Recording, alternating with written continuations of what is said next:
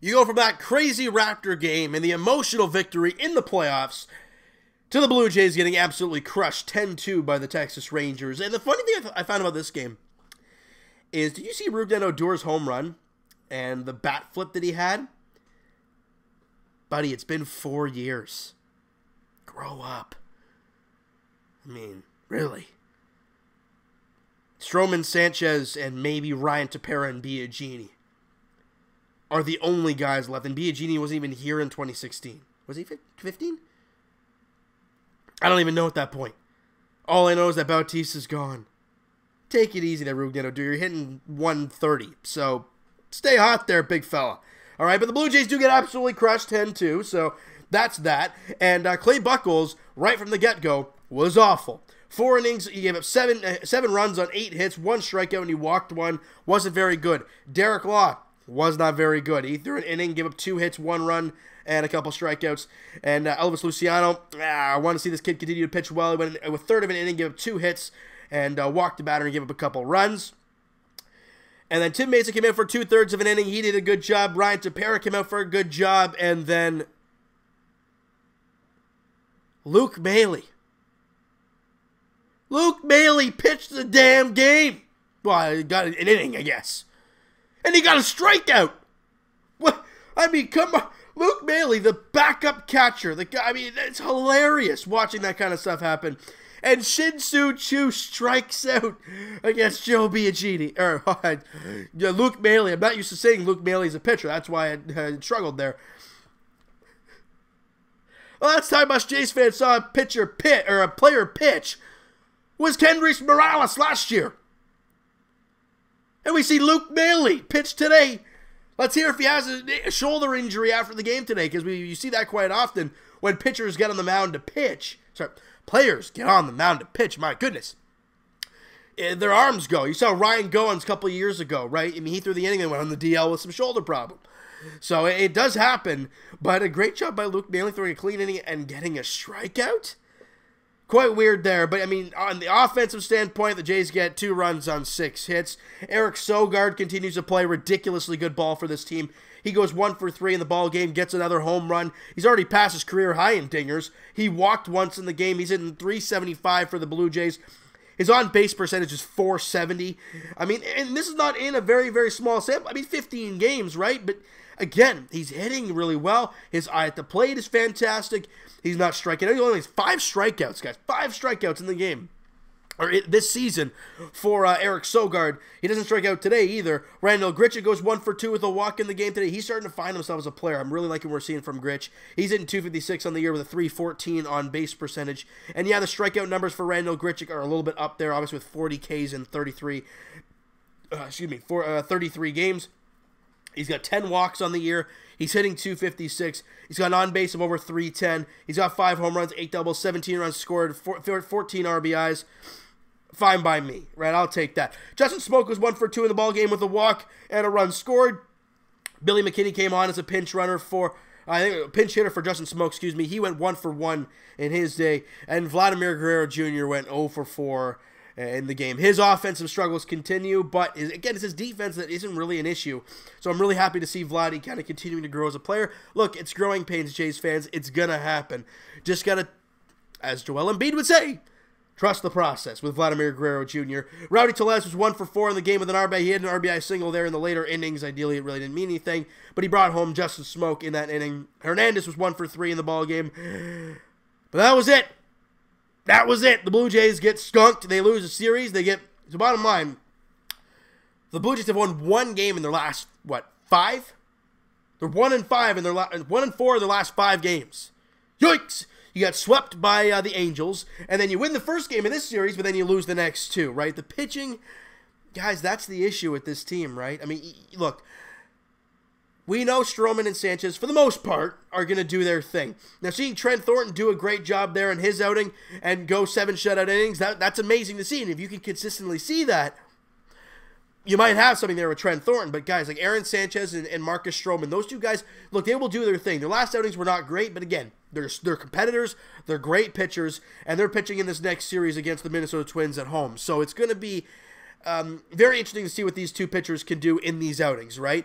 Marcus Stroman goes on the mound in Game 1 tomorrow night. It's a 7:07 first pitch at Rogers Center. Thank God we're not 10:07 first pitches or 8 o'clock first pitches.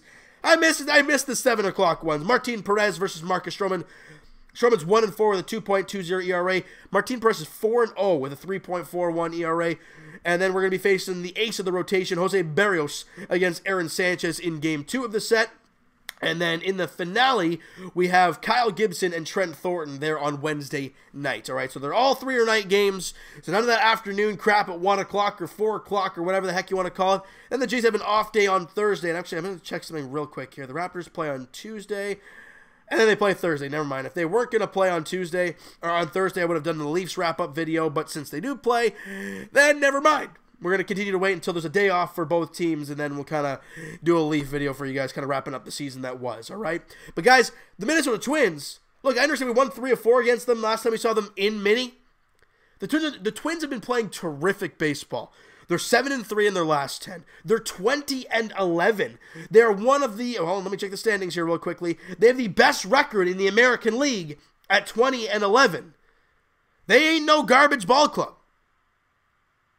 They have some good players, and the Blue Jays got to be ready to play there at Rogers Center. They're starting tomorrow night. It's going to be a fight. Now let's go to the fun stuff. What I mean by that is the progress reports for the young players. Kevin Biggio continues to tear it up there in AAA Buffalo. He's hitting now, where is it here? 341 on the year with a 478 on base percentage. He's got 19 strikeouts in 28 games. That is incredible. And he's walked 24 times.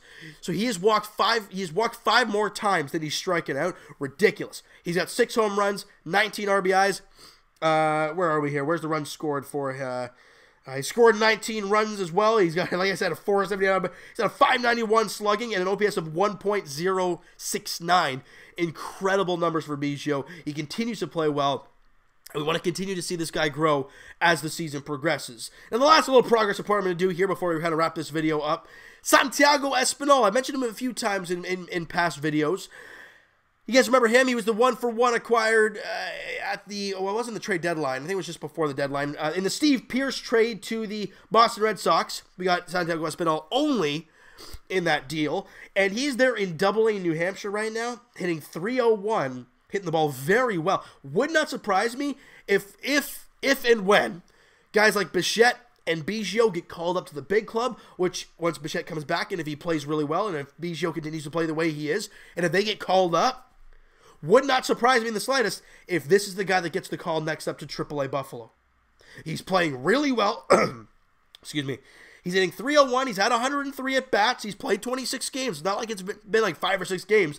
He's hitting the ball really well. Last year in New Hampshire, in 42 games, he had .286. Not bad at all. This kid might be a little something we have here there in the minor leagues.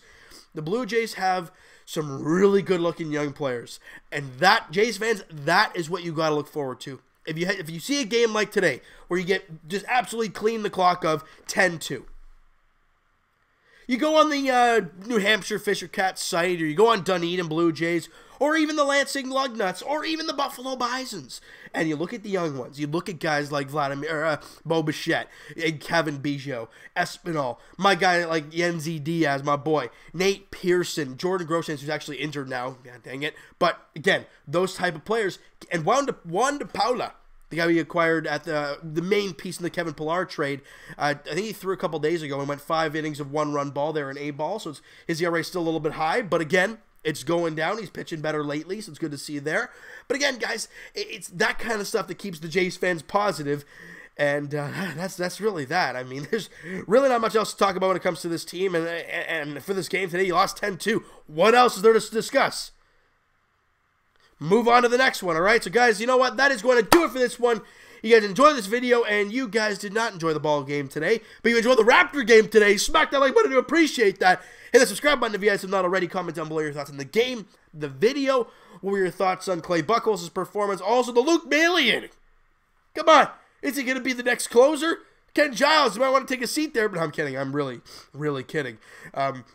Well, again, what do you think of this game? What do you think of, what have you thought of Randall Grichuk? What have you thought of guys like Eric Sogard, Rowdy Tellez? In your early impressions on Vladimir Guerrero Jr., I'm going to hear everything Blue Jays, guys. And Evan and I will talk to you guys podcast edition either Wednesday or Thursday. We're not sure as of right now when that's going to be happening. Links are in the description for the podcast channel and for the podcast itself on iTunes. Twitter is also down below. Follow up, send me a DM, guys. Do all that great stuff. And check out Blue Jays Wave on Instagram. My main man Mo Buckets on Twitter. We hope to have him on the podcast very, very soon. But go check out Blue Jays Wave on Instagram, guys. Great content, great guy, quality stuff. And I'm going to reiterate what I said yesterday. If you guys heard the stat I said yesterday in yesterday's ball game about the whole Justin Smoke and Vladimir Guerrero Jr. and Sr. kind of comparison that happened yesterday with Vladdy's first RBI, Mo Buckets on Twitter and Blue Jays Wave on Instagram, he was the one that broke it to me, and he screenshotted a tweet and posted it to his story, and I saw it, and I'm like, wow, that is actually really good, really cool. Guys, go check out Blue Jays Wave on Instagram, please do so. And I will talk to you guys, Raptors Edition, Game 5 of the Eastern Conference semifinal matchup against the Philadelphia 76ers, back at Scotiabank Arena on Tuesday night. Big game for the Toronto Raptors. You win that, you're up 3-2, and you have 2 chances to win, and then you at least have another game at home.